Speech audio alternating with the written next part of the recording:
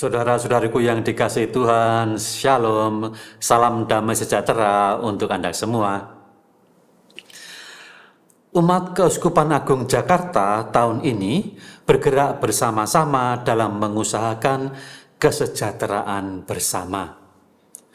Sejahtera bersama secara fisik, badannya sejahtera, sejahtera secara psikologis, juga terutama sejahtera secara rohani. Lalu dari mana kita memiliki kekuatan untuk berani mengusahakan kesejahteraan bersama? Apa kekuatan yang paling utama?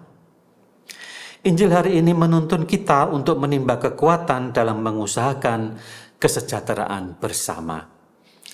Dan kata emas yang muncul adalah belas kasihan.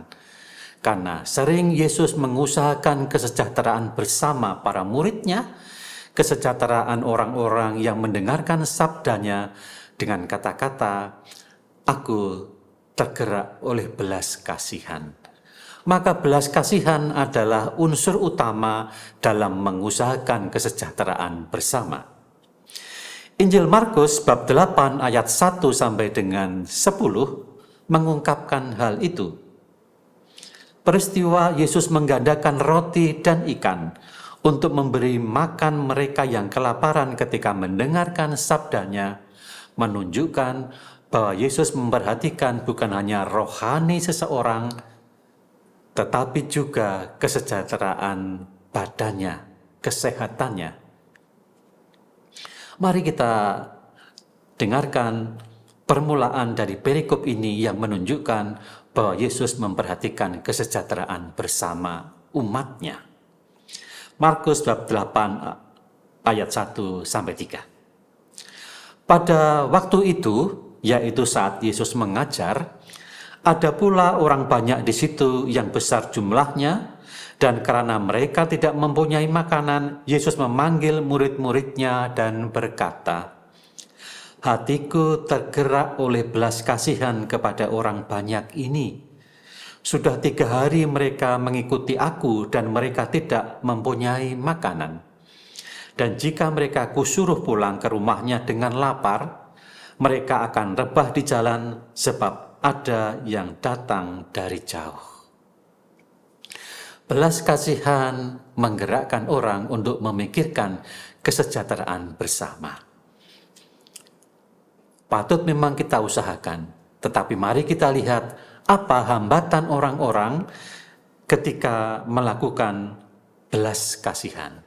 Ada banyak rintangan, ada banyak hambatan ketika orang mau melakukan aktivitas belas kasih. Yang pertama adalah merasa ada dalam situasi memiliki hanya sedikit, merasa. Kiranya persoalan ini bukan soal harta yang sudah ada, tetapi soal orang yang memiliki kekhawatiran yang berlebih atas hidupnya. Kekhawatiran kalau ada kebutuhan yang tidak terpenuhi. Akibatnya, kekhawatiran yang berlebih ini membuat orang menjadi berat untuk berbagi.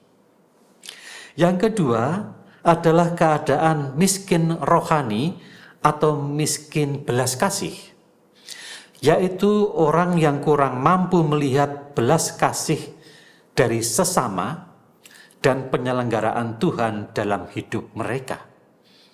Seolah-olah rezeki yang didapat semata-mata atas usahanya sendiri. Tidak dilihat bahwa rezeki yang mereka terima itu juga ada dasar, atau paling tidak kita sebut partisipasi dari belas kasih orang lain. Kalau tidak mampu melihat belas kasih dari orang lain, dapatkah menemukan belas kasih dari Tuhan?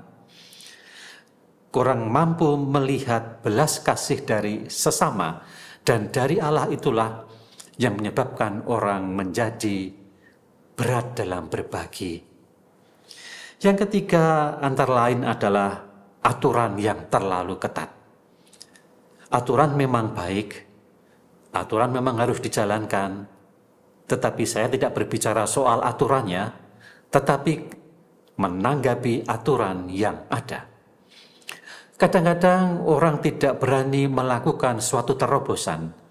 Kadang-kadang orang tidak berani melakukan suatu hal yang baru karena takut disalahkan, takut dikomplain, takut kemudian nanti akan menjadi perbincangan umum, dan akhirnya belas kasih yang sifatnya spontan kadang-kadang bisa di luar tata aturan karena memang kondisinya menuntut demikian, tetapi karena takut disalahkan, takut dikomplain, takut dicemooh, maka orang tidak berani berbuat belas kasih.